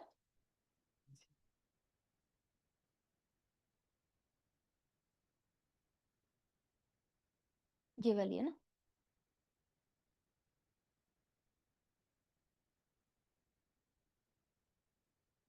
What about the pursuit of longevity? Everybody wants to live 100 years. I was asking you, आजकल इंडिया में भी ऐसे कई सारे देसी बायोहैकर्स, कई सारी चीजें होती हैं। फिर ब्रायन जॉनसन है जो कि अपने आप को इंजेक्ट भी कर रहे हैं प्लेटलेट्स से, अपनी बेटे के प्लेटलेट्स। तो क्या डेथ को डिफीट करना या You want to live longer, should I tell you?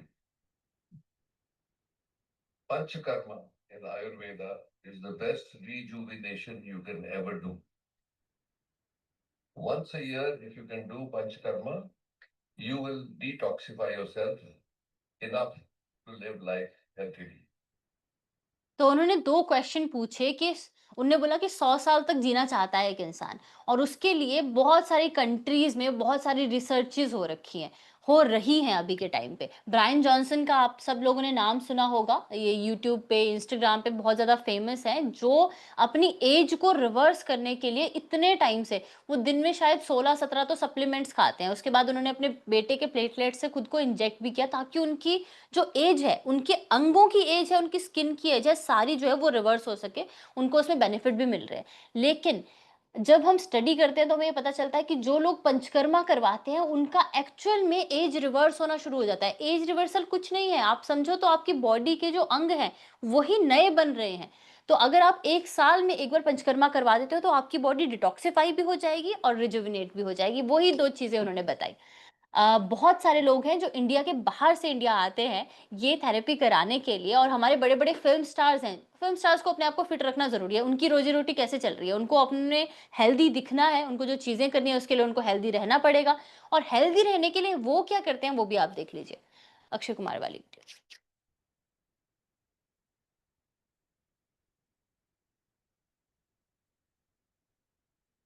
बार-बार वापस जाना पड़ रहा है?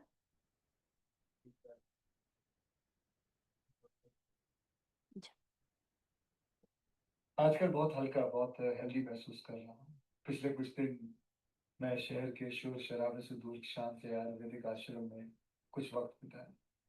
क्या बताऊं, बाय गॉड, जन्नत की हील आ गई। ना टीवी, ना फोन, ना जंक फूड, ना ब्रांडेड कपड़े, एक सादा पहना हुआ सफेद कलर का कुर्ता पजामा, सादगी भरा भोजन और ढेर सारा आयुर्वेदा का खजाना। बहुत कम लोग मेरे बारे में जानते हैं कि मैं पिछले 25 साल से आयुर्वेदा फॉलो करते आया हूं। और इस बार मैंने जो आयुर्वेदा हीलिंग एक्सपीरियंस की है वो तो कमाल है। जैसे कभी कभी आपकी कार या बाइक की सर्विसिंग आप लोग करवाते, ऐसे 14 दिन मैंने अपने बॉडी की सर्विसिंग करवाई। और वहां मैंने ये जाना कि शायद हमें अंदाजा भी नहीं है कि आयुर्वेद के रूप में भगवान ने हमारे देश को कितना बड़ा खजाना दे रखा है, और हम इस खजाने की कदर ही नहीं कर रहे। हम अंग्रेजी दवाई की गोलियां खाकर, प्रोटीन शेक पीकर और स्टेरॉइड के इंजेक्शन लेकर जीने को जीना समझ रहे। और मजे की बात बताऊं कि वही विदेशी लोग जिनके इलाज हम अपना रहे हैं, वो हिंदुस्तान में आकर हमारे आयुर्वेदा से अपनी ट्रीटमेंट करवाते हैं। क्या यार, कब समझेंगे हम अपनी चीज की कीमत? हम अपनी ट्रेडिशनल मेडिसिन के तरीकों को क्यों भूल रहे हैं? जैसे आयुर्वेदा हो गया, योगा हो गई, नेचुरोपैथी हुआ, सिद्धा हुआ, उनानी, होम्योपैथी की वैल्यू को क्यों भूल रहे हैं? और हमारे कई जनरेशन पुराने ये इलाज के तरीके ना सिर्फ, मैं आपको बताऊं, नेचुरल है, बल्कि एकदम साइंटिफिक भी। हर इलाज के पीछे पक्का लॉजिक है। पर हमारा ना वो कुछ वैसा ही हाल है जैसे वो मुहावरा है ना, दिया तले अंधेरा। बेस्ट इलाज हमारे अपने देश में है, पर ढूंढने जाएंगे उसे फॉरेन देशों में। तो बहुत अच्छी इन्होंने बात करी। एक कि हाँ, हमारी खुद की जो चीज़ें होती हैं उनकी हम वैल्यू नहीं रखते हैं। बाहर से लोग आते हैं हमारे पास ट्रीटमेंट कराने के लिए। एक चीज़ इन्होंने बोली कि हीलिंग एक्सपीरियंस इनके लिए रहा। तो हीलिंग होती है बॉडी के अंदर से, वही रिजुविनेशन को ही हम हीलिंग कहते हैं। और आपको नहीं लगता कि जितना भाग-दौड़ बड़ी भरी ज़िंदगी में आज के टाइम पे हम लोग जी रहे हैं, हमें भी हक है और हमारी बॉडी को भी हक है कि वो 7-8 दिन के लिए, 10 दिन के लिए सारे शोर-शराबे से दूर अपनी बॉडी को अंदर से पूरी तरह से डिटॉक्स करें। हम अपनी बॉडी को पूरी तरह से डिटॉक्स करें ताकि हम रिलैक्स भी फ़ील कर पाएँ, ताकि हम आगे की अपनी जर्नी के लिए वापस से रेडी हो पाएँ। बहुत सारे लोग हमारे साथ जुड़े होते हैं जो बोलते हैं कि मैं तो पंचकर्मा नहीं करवा सकता, मेरा काम इतना ज़रूरी है कि मैं 7 दिन के लिए, 10 दिन के लिए छुट्टी नहीं ले सकता या फिर छुट्टी नहीं ले सकती, मेरे घर पे इतना काम है, मैं ये नहीं कर सकता। लेकिन आप थोड़ा-सा सोचो ना कि जब आपकी बॉडी हील हो जाएगी वापस से अंदर से, इतना तो सबको पता है कि बॉडी में वियर एंड टियर होते हैं, बॉडी के अंदर बहुत ज़्यादा डैमेज होते हैं, पूरे दिन में, पूरे महीने में, पूरे साल में जब हम कंटिन्यूअसली काम करते रहते हैं। जब आप अपनी बॉडी को एक हीलिंग एक्सपीरियंस दोगे 5 से 10 दिन का या 7 से 10 दिन का, तो आपकी बॉडी जैसे पहले काम कर रही थी, उससे ज़्यादा अच्छा 2 गुना, 3 गुना अच्छा काम करना शुरू कर देगी। तो जो लोग कि प्रोफेशनली बात करते हैं कि प्रोफेशनली वो इतने बिजी रहते हैं, वो नहीं आ सकते, मेरे काम पे इम्पैक्ट पड़ जाएगा। एक्चुअल में आपका काम बेटर हो सकता है। वर्क लाइफ को बैलेंस करना, प्रोफेशनल, पर्सनल और अपनी हेल्थ को बैलेंस करना बहुत ही ज़्यादा ज़रूरी है किसी भी इंसान के लिए।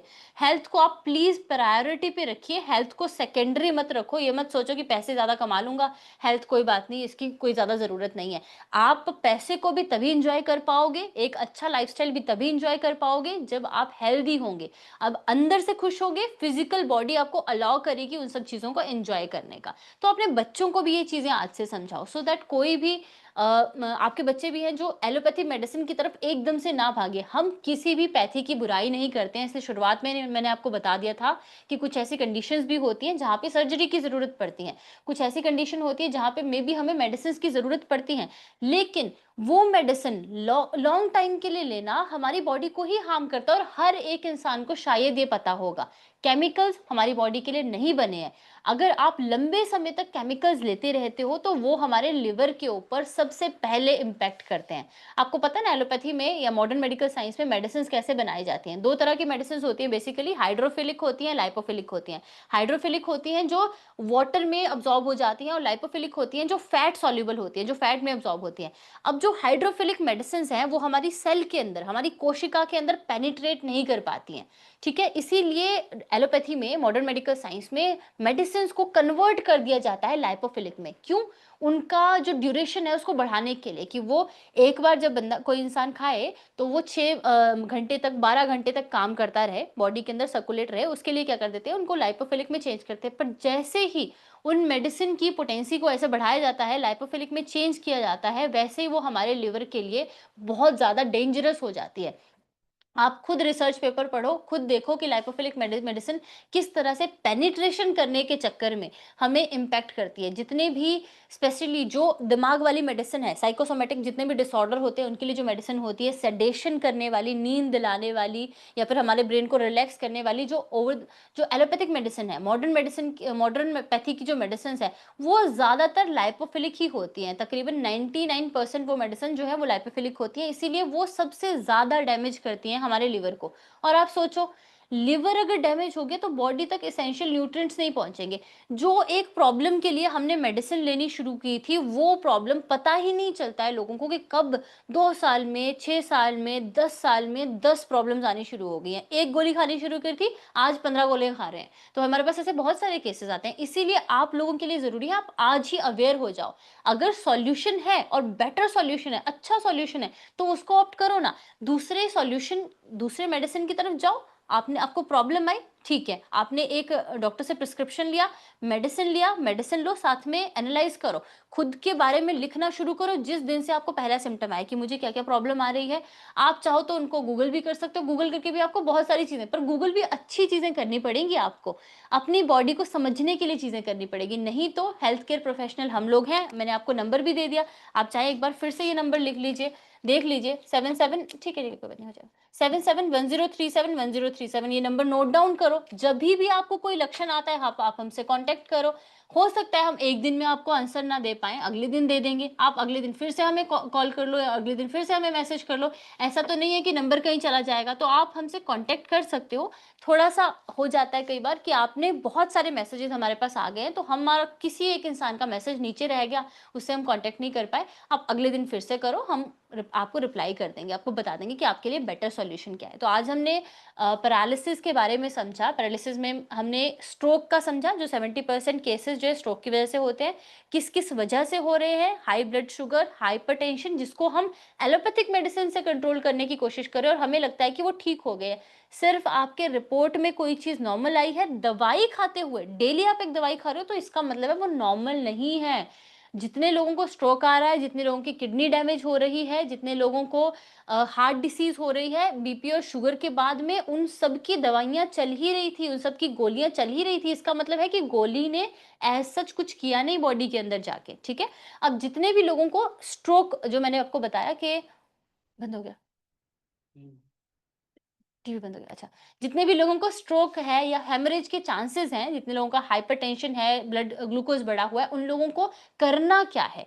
एक तो आपको हमसे कंसल्ट करना है, दूसरा घर पे आपको नाइट्रिक ऑक्साइड बढ़ाने वाली चीजें खानी है। हमें ब्लड वेसल्स को, जो हमारी रक्त धमनियां हैं, उनको अंदर से ताकतवर बनाना है, ताकि बीपी बढ़ भी जाए। मान लीजिए किसी का बीपी बढ़ भी जाता है तो उनको डैमेज ना हो, ऐसी कंडीशन चाहिए ना हमें। ऐसा अपने बॉडी को स्ट्रेंथ करना है कि शुगर बढ़ भी जाए, बीपी बढ़ भी जाए, तो हमें डैमेज ना हो।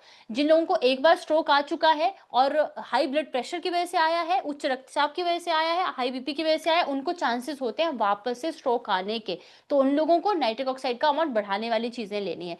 नाइट्रिक ऑक्साइड एक अच्छे अमाउंट में कैसे बढ़ेगा? एटलीस्ट 3 महीने के लिए आप अपना डाइट प्लान चेंज कर लो। सुबह, दोपहर, शाम हम लोग क्या करेंगे, अपने बॉडी वेट के अकॉर्डिंग, जैसे मेरा बॉडी वेट है 60 किलो फॉर एग्जांपल, तो मैं क्या करूंगी, 600 ग्राम, 60 इंटू 10 ग्राम सुबह में मैं खाने से पहले, जो मेरा ब्रेकफास्ट होता है, 2 प्लेट रख लीजिए, एक फ्रूट की प्लेट रख लीजिए, एक अपना ब्रेकफास्ट जो आप खाते हो उसकी प्लेट रख लीजिए। तो सुबह पहले आप वो फ्रूट खत्म करोगे।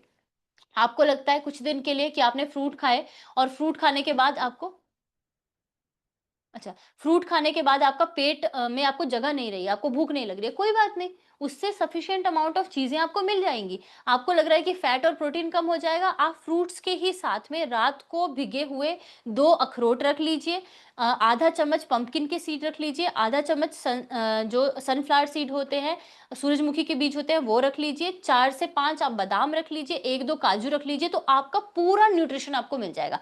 तो ब्रेकफास्ट में आपने समझा कि ब्रेकफास्ट में आप पहले फ्रूट खाओगे 600 ग्राम, बॉडी वेट इंटू 10 ग्राम।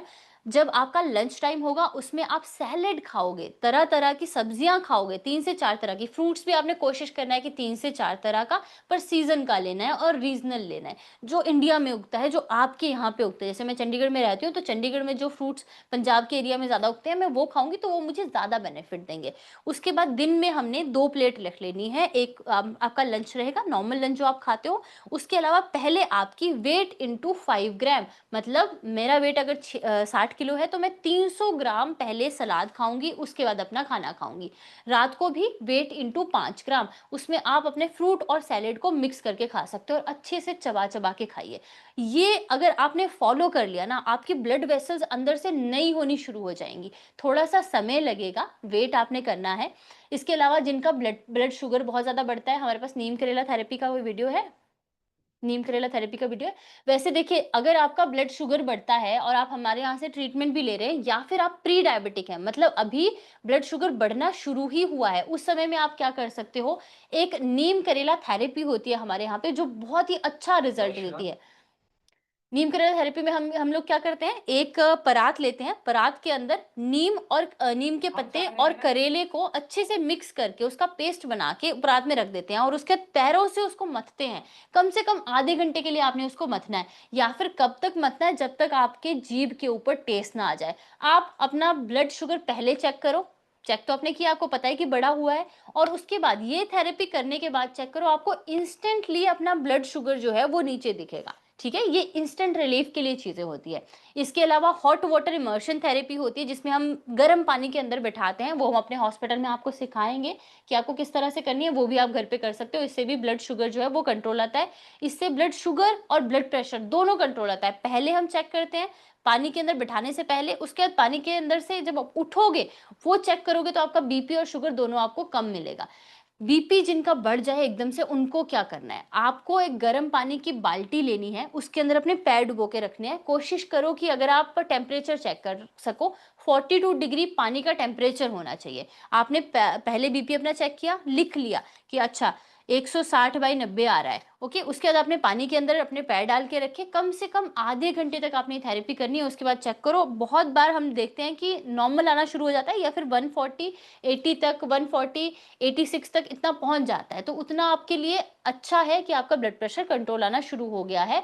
आप अपनी एलोपैथिक मेडिसिन को छोड़ने की कोशिश करेंगे, लेकिन पहले हमसे कांटेक्ट करेंगे। मैंने ये 2-3 थेरेपीज आपको बताई कि जब आप ट्रीटमेंट शुरू कर देंगे, या जो प्री डायबिटिक है या जिनको बीपी कभी-कभी बढ़ता है, अभी उनकी गोलियां नहीं चली हैं, एलोपैथिक मेडिसिन नहीं चली हैं, लेकिन आप ऐसे स्टेज पे खड़े हो कि कल को आपकी मेडिसिन शुरू हो सकती है, तो मेडिसिन से पहले बचना ज्यादा बेटर है। नाइट्रिक ऑक्साइड का अमाउंट बढ़ाओगे, ये 2-3 थेरेपीज हैं जो आप घर पे करोगे, तो आपको बहुत ज्यादा अच्छा इससे रिलीफ मिलेगा। तो हमने पैरालिसिस के कुछ कारणों को समझा। अच्छा, इसमें एक और कंडीशन होती है जिसमें ऑटो इम्यून, मैंने आपको एमएस बता दिया, जिसमें आपको मल्टीपल स्क्लेरोसिस जिसको हम बोलते हैं, जिसमें ऑटो इम्यून कंडीशन होती है, उनको हम ट्रीटमेंट देते हैं। गुलेनबेरी सिंड्रोम है, जिसमें सेम चीज होती है, हमारे इम्यून सेल जो है मोटर न्यूरॉन्स के ऊपर अटैक करना शुरू कर देते हैं, जिससे आपका बॉडी का फंक्शन जो है एकदम से बॉडी जो है काम करना बंद कर देती है, उसमें भी हम लोग ट्रीटमेंट देते हैं। तो कोई भी इस तरह के स्ट्रेंज पैरालिसिस के केसेस हैं, स्ट्रेंज पैरालिसिस मतलब बीपी शुगर नहीं था उनको, बट उनको बॉडी जो है एकदम से काम करना बंद कर गई, आपका कोई अंग काम करना या नीचे वाला पोर्शन काम करना बंद कर गया, या एकदम से पूरी बॉडी ने काम करना। क्वाड्रोप्लेजिया भी हम कहते हैं। क्वाड्रोप्लेजिया का मतलब है जिसमें यहाँ से नीचे का पूरा हिस्सा, मतलब दोनों हाथ और दोनों पैर काम करना बंद कर देते हैं। तो अगर ऐसा किसी को हो रहा है तो वो लोग तो हमसे कांटेक्ट कर ही सकते हैं, क्योंकि ऐसी चीजों में, ऑटो इम्यून डिसऑर्डर्स में आपको आयुर्वेदा, होम्योपैथी, नेचुरोपैथी, इन्हीं में समाधान मिलेगा, इन्हीं में आपको अच्छा ट्रीटमेंट मिलेगा। तो आज हमने पैरालिसिस के बारे में और बाकी जो 2-3 कंडीशंस थी उनके बारे में समझा है। इसके बाद नेक्स्ट टाइम से जो हमारा नेक्स्ट वेबिनार रहेगा उसके भी डिफरेंट टॉपिक्स रहेंगे। आप सब लोगों को मैंने नंबर बता दिया है, इस नंबर पे आपने हमसे कांटेक्ट करना है। तो आपकी वीडियो कंसल्टेशन, हमारे पास क्या-क्या फैसिलिटीज़ हैं, हम वीओपीडी करते हैं, वीडियो कंसल्टेशन के माध्यम से डॉक्टर आपसे बात करते हैं। जो लोग हॉस्पिटल नहीं आ सकते हैं, उनको हम घर पे ही ट्रीटमेंट प्रोवाइड कर देते हैं, या फिर जिनको हमें लगता है कि हॉस्पिटल आने का अभी ज़रूरत नहीं है, आप सिर्फ घर पे ट्रीटमेंट कर सकते हो, तो उनको हम करा देंगे। दूसरी चीज़, हमारे पास फैसिलिटी है क्लिनिक का। आपके घरों के नज़दीक इंडिया में 120 प्लस हमारी ब्रांच है, तो घरों के नज़दीक हमारे क्लिनिक होंगे। क्लिनिक में 2 चीज़ें हैं, वहाँ पे एक में सिर्फ डे केयर सेंटर रहता है। डे केयर सेंटर मतलब वहाँ पे आप पंचकर्मा करवा सकते हो। एक ऐसे क्लिनिक्स होते हैं जहाँ पे सिर्फ आप नाड़ी परीक्षण, जीवा परीक्षण करा के और कुछ थेरेपी सीख के घर पे थेरेपीज़ कर सकते हो और मेडिसिन ले जा सकते हो। तीसरा हमारे पास ऑप्शन होता है हॉस्पिटल्स का। तो हॉस्पिटल तो आप में से कोई भी आ सकता है, चाहे किसी को माइनर सी प्रॉब्लम है या फिर किसी को मेजर प्रॉब्लम है, क्योंकि पंचकर्मा हर एक इंसान के लिए ज़रूरी है। एक मैं आप सब लोगों को एडवाइस करूँगी और रिक्वेस्ट करूँगी, प्लीज़ अपने हेल्थ इंश्योरेंस जो है वो सब करवा लीजिए, हेल्थ इंश्योरेंस बनवा लीजिए। जितनी कम एज है, अगर आपको डिसीज़ अभी नहीं है, शुरू नहीं हुई है, रिपोर्ट में नहीं आनी शुरू हुई है, तो जितना जल्दी हो सकता है अपने हेल्थ इंश्योरेंस करवा लीजिए। और हमेशा जभी भी आप हेल्थ इंश्योरेंस करवाएँ, उसमें आयुष आपका कवर होना चाहिए। तो जितने भी एनएबीएच एक्रेडिटेड हॉस्पिटल रहेंगे, वो चाहे होम्योपैथी के हैं, चाहे आयुर्वेदा के हैं, नेचुरोपैथी के हैं, वहाँ से आप अपना ट्रीटमेंट करवा सकते हो। कैशलेस की फैसिलिटी भी होती है या फिर रिम्बर्समेंट की फैसिलिटी भी होती है। तो आप इस तरह से अपना ट्रीटमेंट ईज़िली करवा सकते हो बिना किसी बर्डन के, बिना किसी स्ट्रेस के। अगर आज ही, जैसे अभी मेरी एज 30 है, तो इस टाइम पे मैंने अपना हेल्थ इंश्योरेंस करवा रखा है, तो मैं हर साल अपना पंचकर्मा करवा सकती हूँ। मुझे कोई टेंशन लेने की ज़रूरत नहीं है, ठीक है? तो आप भी इस तरह का कोशिश कीजिए कि अपने बीमारी से बचना ज़्यादा अच्छा रहता है। Prevention is better than cure. तो बीमारी से बचने की कोशिश कीजिए। बाकी आपको कुछ भी गाइडेंस चाहिए होती है, आप हमारे नंबर पे हमें कॉन्टैक्ट कर सकते हो। Thank you so much.